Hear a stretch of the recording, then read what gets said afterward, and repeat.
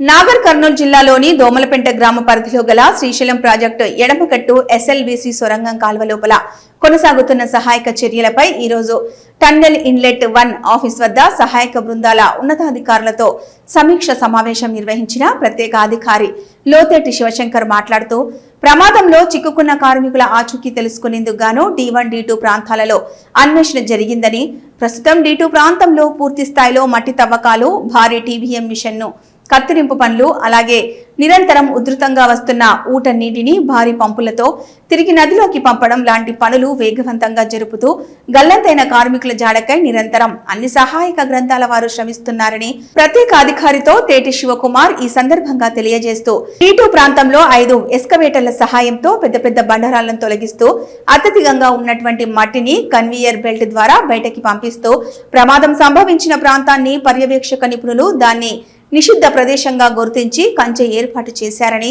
సహాయక చర్యల్లో పాల్గొంటున్న సిబ్బందికి తగు జాగ్రత్తలు సూచించినట్లు ప్రత్యేక అధికారి శివశంకర్ లోతేటి వివరించారు.